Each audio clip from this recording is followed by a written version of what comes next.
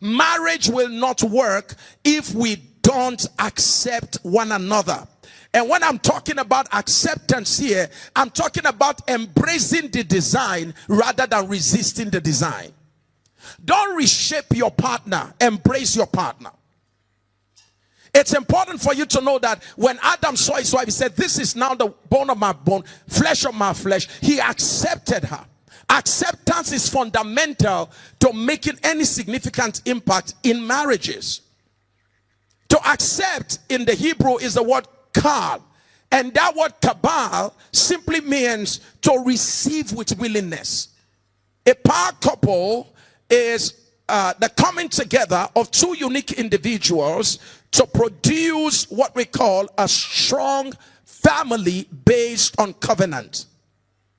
A power couple is a coming together of two unique individuals, So uniqueness undergirds their coming together. Please never forget what I just said. I'm rushing because of time. Uniqueness must undergird our coming together. And I'm sharing this with you as leaders and as parents so that when you are training the next generation, the question is not where are you walking? The question is what makes you unique. No marriage will walk in strength if the two individuals in the marriage have not been able to define and accept their uniqueness. So if I'm going to ask you a question as a man, what makes your wife unique? For instance, my wife is an alpha female, pragmatic intelligence. That's what she functions by. My wife is the doing type. My wife hates too much of long story, too much of talk. My wife is not idealistic. You share a vision with my wife, the next day morning she wakes up and she's telling you how to get it done. It is a reason why today I can always say, and I've always said, that 85% of my successes are tied to my wife. Because I am visionary.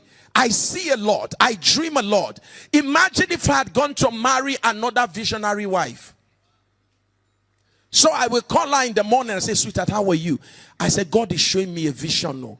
And then she will say, "All right, let me also go share the vision with me." All right, then she'll go back and come back and meet me and say, "From that vision you shared yesterday, God also gave me another vision." Then I'll say, "Okay, don't worry, I'll look into your vision." Then I'll come back and say, "God, from your vision, I got another vision." So it's going to be a house where there's continuous revelation. Is that okay? Rema all the time. Rema, thinking. Okay, this is what I'm thinking. From what you are thinking, I'm also thinking about it. I'll tell you what I'm thinking. Then when you are done thinking about what I have thought about, then I'm also thinking about what you're thinking. So there's no doing. I'm talking about the beauty of difference.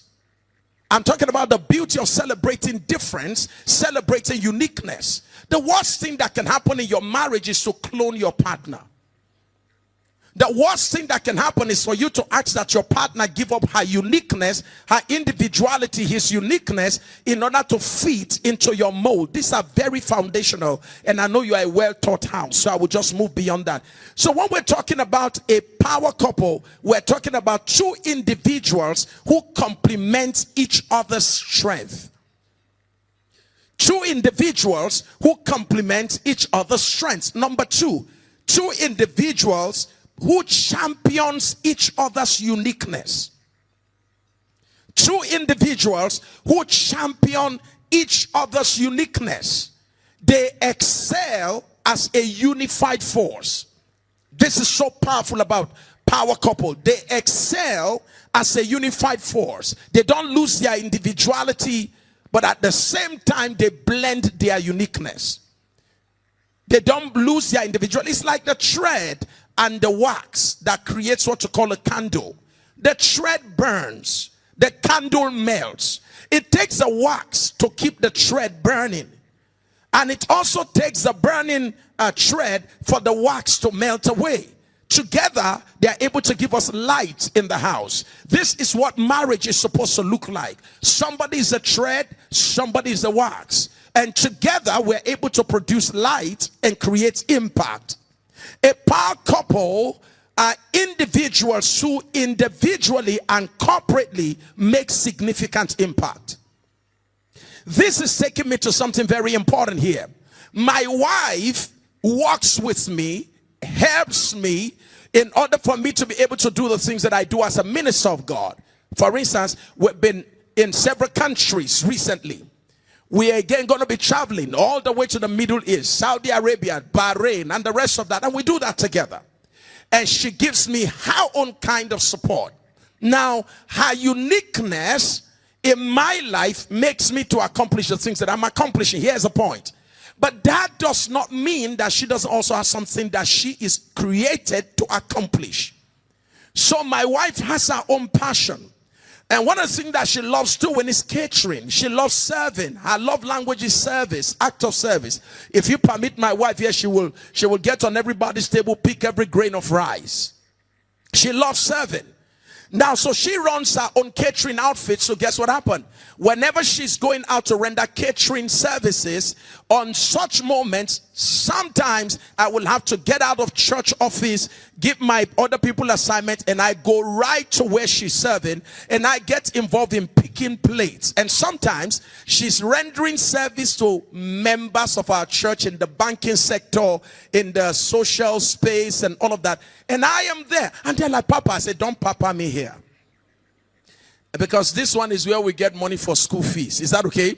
This is where we get money for some other happy things at home. So don't papa me here. When I go to do my leadership trainings and I host people for leadership, my wife is also there. So whether it's a catering business, I'm there to support her. And if it's my leadership training outside of church, she's there to make sure everything runs smoothly. The point I'm making is, it is not a couple if one person is lost. I don't have to be lost in order for us to be us. Is that okay? I don't have to. So the question is, how much of me have I become by marrying you? Because the saddest thing that can happen is for me to say, we have built us, but at the expense of me. Did I have to die for us to live? Did I have to lose my uniqueness and my joy in order for the marriage to be happy? The real design of God is that both should be happy as individuals and collectively as a couple. A wise man will let his wife flourish. A wise woman will support her husband to thrive. But there are several reasons why marriages are failing today. There are several reasons why marriages are not working today. I will try to see if I can attempt some of them and see if I can touch on other few points. Number one, wrong orientation. There are several reasons why we don't have power couples today. Wrong orientation. When the perception you have about marriage is wrong, when your understanding of marriage is wrong, particularly about one flesh. What do you understand when the Bible says, and the two shall become one flesh, basar ekad? What do you understand by that? What does it mean for the two of us to become one flesh? Does it mean sameness? Does it mean the absorption of the other? Does it mean the abolition or the destruction of the other person? No. Does it mean, the fact that the other person loses his or her uniqueness? No. What does it mean? It means physical union. Number two, emotional bonding. One flesh, emotional bonding. Spiritual alignment. Number four, covenantal identity. Meaning there's covenant between the two of us. One flesh. One flesh. I wish I had the time to talk to you about the 7 mysteries that undergirds this word, one flesh. I wish I can talk to you about that. One of it is what I call the mystery of uniqueness. As one flesh, there is a divine order established that the male in that union, the man you call the male, because don't forget that the word man is a combination of male and female. It's important for you to know that. So when God was saying, let them have dominion, he said he made man in his image and he said, let them. So when God was giving dominion, please don't miss what I'm about to say now. God did not give dominion to male, because that's our understanding, that God gave dominion to male. No, God gave dominion to man. And please remember that man, when God was giving dominion to man, God was giving dominion to male which is Zakar, and God was giving dominion also to female, which is Nekeba. So it was both the male and the female that God was giving dominion. The worst thing that can happen to you is for your wife to be stripped of dominion. Because in your season of weakness, you will not have intervention. But happy is a man who has a wife like Deborah, that when the men are slacking, Deborah can say, Deborah, I arose as a mother in Israel. And she functioned in dominion and redeemed a nation. So please take note of this. The original plan of the Almighty God is that the two of us, male and female, will be able to function in dominion. The man is called Zakar, the marked one. It's very important to understand that man is different from woman. Nekeba, the female one, is the perforated one. The marked one, thou shalt remember the Lord thy God. The word marked is also the word remember. But beyond the word remember is the fact that the one marked is the one that is given responsibility. So the woman is called Nekeba, the one that is perforated, so that that which is given to the man can be inserted to the woman. So the man is the one who put into the woman that which has been given to the man. So don't forget the way God functions. God must always hold somebody responsible. God must always hold somebody responsible. In a nation, God will hold the leader responsible. In a church, unto the angel, the angelos of the church. When God had an issue with the church in Revelation, it was the leader of the church that God had an issue with. He said, listen to me, I don't like what's going on in your church. Fix it. All right? So God must always have somebody within a metron, within a space, a jurisdictional space, whereby God has somebody there that he can hold responsible. So in marriage, the person God holds responsible is who?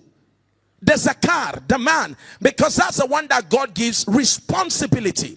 The woman is the Nekeba, the one that he puts the responsibility into. He gives her the vision, he gives her the dream, he shares it with her. And her job, Nekeba by design, is a multiplier. If marriages can function like this, trust me, marriages will become stronger. It is a reason why we need to start teaching our singles to go beyond where does she walk? Is she fine? Does she have this? Does she have that? Does she have all of that? We need to start teaching our singles to say, look, wait a minute. Does this woman look like your Nekeba? Does she look like the one you can give a seed and she will multiply it? A man called me yesterday out of this country, all the way in Canada, and he said, Reverend Sam, he said, my wife doesn't know I'm in Canada. She thought I'm in France. He said, because repeatedly, sir, anytime I share my dream with my wife, it doesn't come to pass. Repeatedly. He said, anytime. He said, sir, I was building a house somewhere. He said, I took my wife to the house. He said, as soon as she got to the house, he said, where I was at the level of the building, that was where the building stopped. He said, up until she came, he said the building we're making progress. But as soon as she came, he said the building stopped. He said, eventually I sold the building. He said, I started another one in Lagos, and I thought maybe it was a mistake, the first one. And then she came for the second one also. He said, as soon as she came for the second building, she came to see the building. She said, I ended up selling that building also. So for such a man, and I'm seeing that repeatedly. Another man said to me recently, says, I'm building an estate. He said, my wife doesn't know about it in Abuja.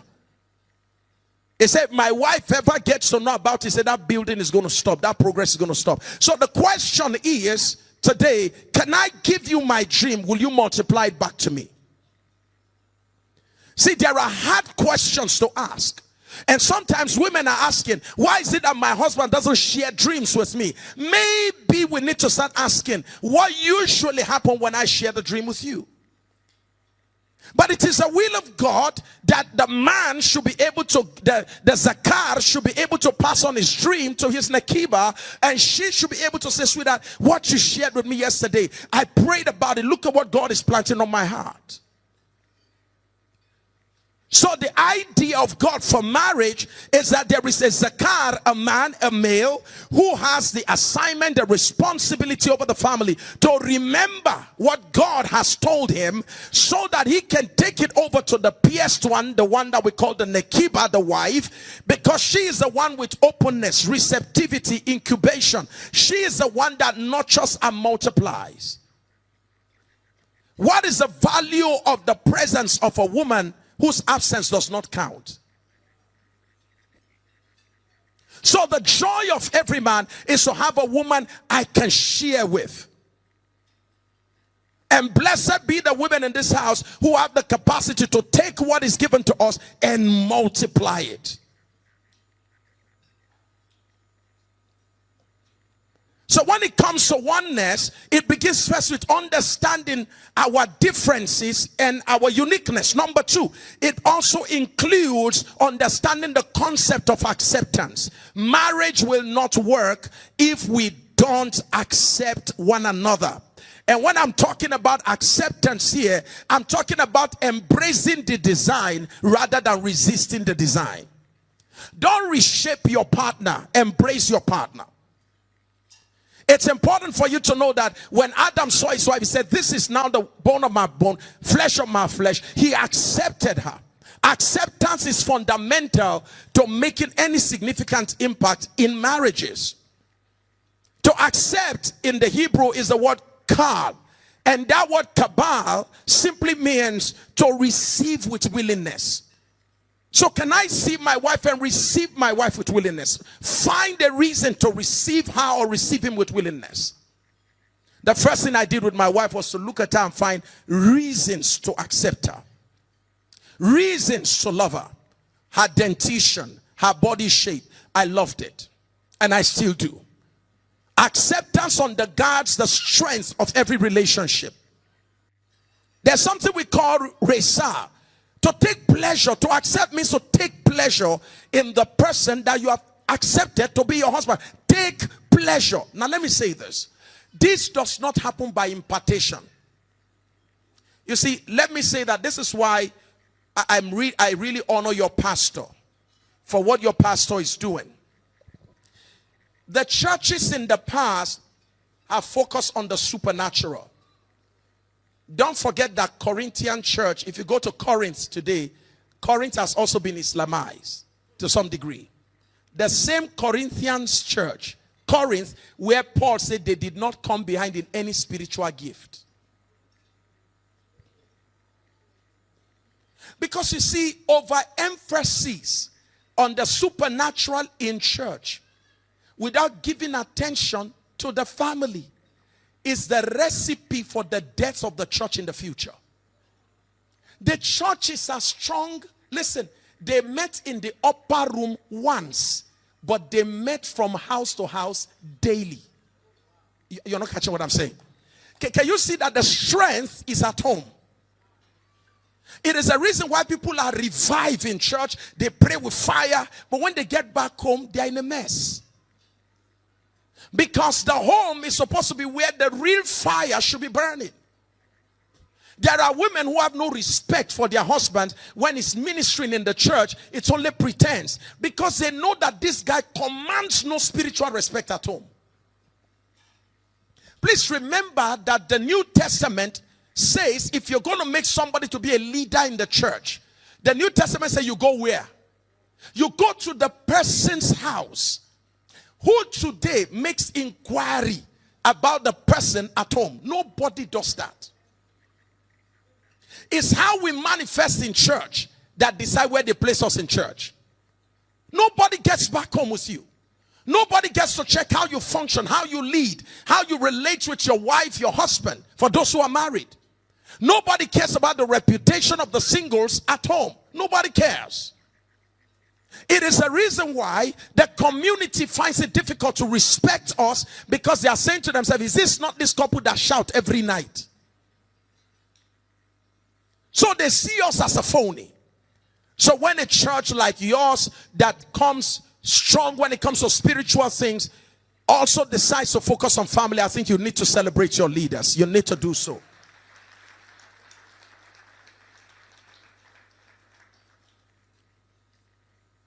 Let me touch, I only have 11 minutes. Let me touch on a few things that are affecting marriages again. Number one is what I call, number two is dysfunctional family background. Dysfunctional family background. How were you raised? Your marriage will not be stable until you begin to give attention to how you were raised. Give attention to how you were raised. Who parented you?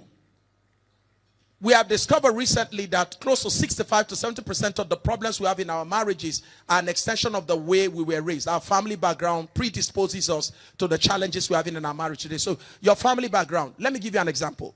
I was raised, my father's retired in the military here in Lagos, here in Ikeja. So I'm familiar with this territory a little bit. Now, when my father was raising me with my mom, I was raised with a parenting style. Please take note of this. I was raised with what we call the authoritarian parenting style, where there was rules plus regulation, but no relationship. Some of you understand what I'm talking about. Rules, regulations, no relationship. Authoritarian style. The only time I remember ever in my life my father's hand holding my hand was just for about 5 minutes at the Ikeja military cantonment. We were walking down. I think we were about crossing the road. That's when he held me. I think maybe he forgot that he was holding me. 5 minutes later, he threw his hands off. That was the only time. I've never seen my father hug me. Never seen. Number two, I never saw my father until he died. I never saw him with my mother sitting down and you know, holding each other, hugging each other, and I never saw that. I never saw my father celebrate my mother's birthday. Never. I didn't even know what birthday meant, the celebration as a family. So I'm telling my children, I said, look, you are looking at a totally different breed from where I come from. Now here's the game. Did I become like this by chance? No. I became like this by understanding. Number one, I recognized that I was raised wrongly. So I then decided that there will be a change in orientation, change in disposition, so that there can be a change in action. Because nothing will change in the way I act until something changes in the way I think and the way I believe. And there are many of us who want to change the way we do things, the way our fathers did it, but nothing has changed in terms of our orientation and disposition. So, sir, I began the journey towards a better life, a better marriage. I began that from my SS days. SS1, that was when I began. I began to read books on marriages. I began to hang around couples whose marriages were better than that which I saw. Visual stimulation. So today I'm able to produce, I'm like a branch that is cut off from the wild tree, grafted into another to produce a result other than the one that I came out with. Does that make sense? It is very critical for you to challenge where you came from. So that's what I call authoritarian family background. And it affects your marriage. You are the kind of person, you are married to your wife. Every little thing, come here. Stand up. Go. You are like Moses from the mountaintop. Thou shalt not, thou shalt not, thou shalt. There's no revised standard version in your language. No amplified, no message translation. Your own is just King James. Raw King James. In fact, the deep King James, sayeth thou cometh not, goeth we come. It's just about rules. Again, you hated it, but that's what you are reproducing. And everywhere I go, when I talk to men will say, Reverend Sam, I want to love my wife, but I don't just know why I keep reproducing what my father did. I said, remember Tiger Woods? Tiger Woods saw his father cheating on his mom, right? And Tiger Woods was angry at his father. Okay? Then the next thing we noticed about Tiger Woods was that years later, Tiger was involved in a mess. And when Tiger was found in a mess, the next thing they did was to take him to therapy. When he went through therapy, and by the time they were done with therapy, the number of women Tiger Woods can remember he has slept was about 110. He hated it, he repeated it. Sometimes women, you need to ask yourself a question. And the question is, where did my husband come from? That may give you a magical answer to your current trouble. Because the Bible says, if the root is faulty, the fruit will also be faulty. So you need to check, where is it coming from? And please, when it comes to marriage, it is not this thing, I'm a new creation. I'm a child of God. I understand all that. But the Bible also tells you that be you transformed by what, sir? The renewing of your mind. So for those of us who come from authority, I'll share that. I'm going to ask, let me see those who know where they come from. So authoritarian family, there are rules, regulation, no relationship. Okay? Then there is what we call the indulgent family, where there's so much of relationship. Mommy loves me. Mommy cares. Daddy cares. There's so much of relationship. And they don't give me rules, no regulation. Anything you want to do. My daughter, what do you want? At the age of 6, Mommy, can I drive your car? Oh, no, my daughter, you can't drive the car now. And all of that. And mostly, those of us who are indulgent are people who came from families where there was so much of rules, regulations, no relationship. So you want to raise your kids, and your language is this: I don't want my children to go through what I went through. So we were raised in a place, some of us were raised in homes where no rules, no relationship, no regulation. Now watch this carefully. I mean, no rules, no regulation, but there's relationship. Watch this. If you are a man who comes from a home where there's rules, regulation, and relationship, no relationship, you then get married to a woman who comes from a home where there's relationship but no rules, no regulation. She's abundant in relationship, deficit in rules and regulation. Is that okay? You are abundant in rules and regulation, but deficit in what? You are fantastic, church. I love this place. All right. So two of you come together. Can you see that your upbringing will become the reason for your conflict in marriage? She's not used to rules. Here you are giving her rules. She wants to relate. She wants to hug you. She's a clingy person. And here you are not used to it, so you're pushing her away. And her own interpretation is that you hate me. You don't love me. The reality is he doesn't know how to receive it. So you can see how background can affect our marriages. Number 3, we have those of us who come from what you call uninvolved families. Uninvolved parenting style raised us, where there are no rules, no regulations, no relationship. However you want to do, anyhow you want to live, just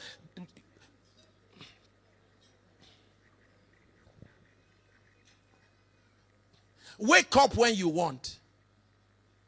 Come back in the night, you come back 2 a.m. The only thing your mom will say, who is that? Mommy, it's me. Okay, your food is on the table 2 a.m. No rules, no regulations, no relationship.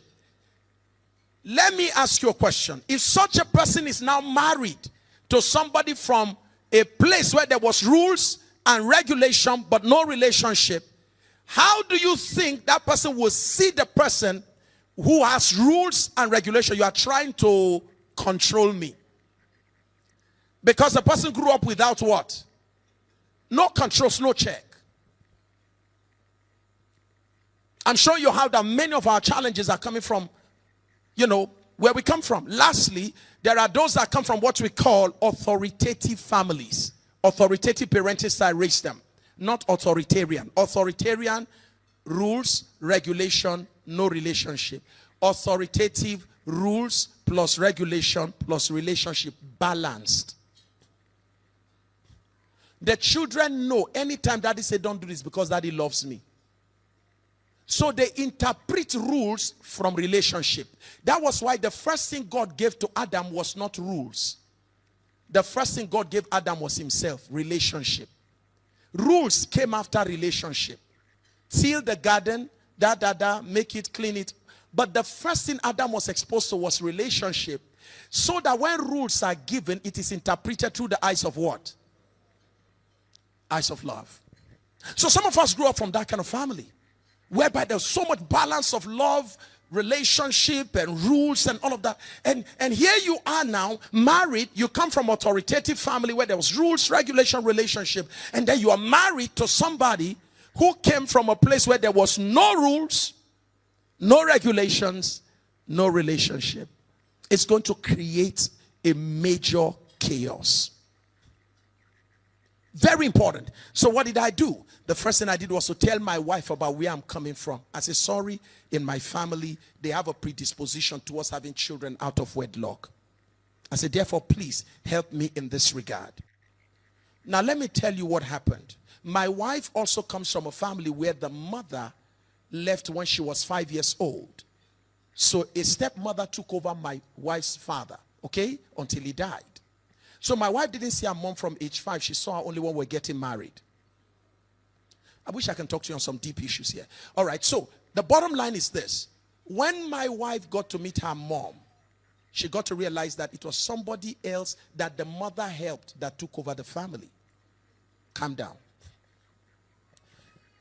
My wife happens to be someone I truly value, because when I met her here in Lagos, I noticed she was very friendly but very independent. Okay?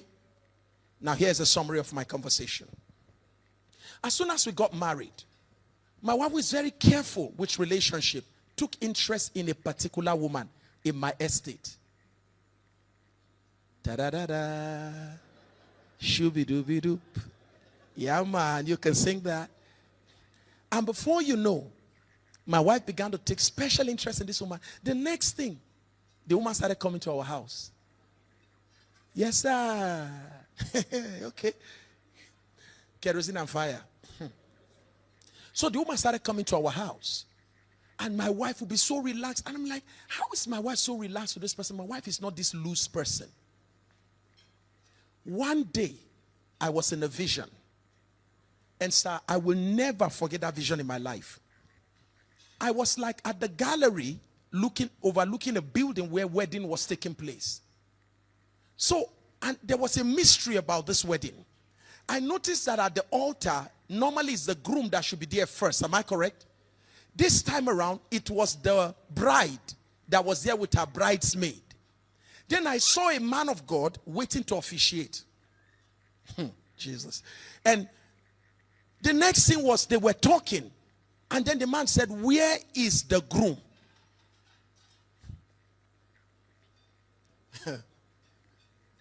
The moment the priest asked her, he said, where is the groom? She said, is it not Reverend Sam? The moment I had Reverend Sam, I didn't know how I came out of that vision. I came out of that vision instantly. I said, Lord, what is this? He said, son, your wife's mother brought somebody to the house to help the person because the person lost her husband. He said, the person your wife has also brought close had the same experience.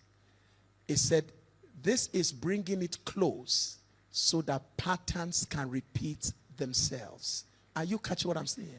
The moment I saw it, I called my wife. I said, from today. I said, today, what will be today's date?